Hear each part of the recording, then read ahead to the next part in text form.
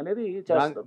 దానికి కూడా మీరు కౌంటర్గా కొన్ని సందర్భాల్లో చేస్తున్నట్టున్నారు. అక్కడక్కడ కూల్చివేతల దగ్గర పాలాభిషేకాలు కూడా చేస్తున్నారు రంగనాథ్ గారికి, ఇది కూడా రేవంత్ రెడ్డి గారికి. అంటే పాలాభిషేకాలు వరంగల్లో ఉన్నప్పుడు కూడా నేను చూశాను. వరంగల్లో ఇట్లానే కబ్జాలు అయిన వాటిని ఎక్కడన్నా మనం దాని మీద యాక్ట్ చేస్తే కనుక అప్పుడు పాలాభిషేకాలు చేశారు. నల్గొండలో కూడా రైతులు వాళ్ళకి మినిమం సపోర్ట్ ప్రైస్ గురించి అప్పుడు మేము అక్కడ మిల్లర్స్ని మేము టైట్ చేసినప్పుడు కూడా అక్కడ మిర్యాలగూడ, నల్గొండ ప్రాంతంలో కూడా సో పాలాభిషేకాలు చేస్తారు, కొన్ని చోట్ల విమర్శలు చేస్తారు, ఎన్నిటికీ అతీతంగా పనిచేస్తామండి. సో పొగిడాడని చెప్పి మనం ఏదో చాలా ఏది ఉబిదబ్బిపోము, ఎవడో విమర్శించాడని కృంగిపోము. మనకి ఆ బ్యాలెన్స్డ్ అప్రోచ్ ఉండాలి. సో ఏదైనా కానీ ఒక లక్ష్యంతో మనం ఫెయిర్గా ఉండాలి. బేసికల్గా మనం ఫెయిర్గా ఉండాలి, ట్రూత్ఫుల్గా ఉండాలి. మనం చేసే పని ట్రూత్ఫుల్గా ఉండాలి. అది చేసినప్పుడు ఇంకెవరికి భయపడకూడదు అనేది నేను ఆ ప్రిన్సిపల్ మీద ఉంటాం అన్నమాట.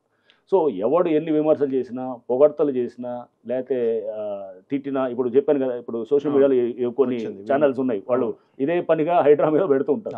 సో వాళ్ళకి ఏంటంటే ఇప్పుడు అది నిజమని నమ్మేవాడు ప్రభావం చూపిస్తుందా? ఏముండదండి, అది ఆ స్టేజ్ దాటిపోయింది. సో ఇప్పుడు అదే అంటారు, బహుశా స్థిత ప్రజ్ఞత అంటారు చూసారా, అయినందుకే రంగనాథ్ గారి ఎగ్జాక్ట్లీ నేను ఇది చేశాను. ఇదే ఆయేషా మీరా కేసులో కూడా ఇంతకన్నా ఎక్కువ చూసి నెక్స్ట్ ఏది అమృత ప్రణయ్ కేసు చాలా ఉన్నాయి.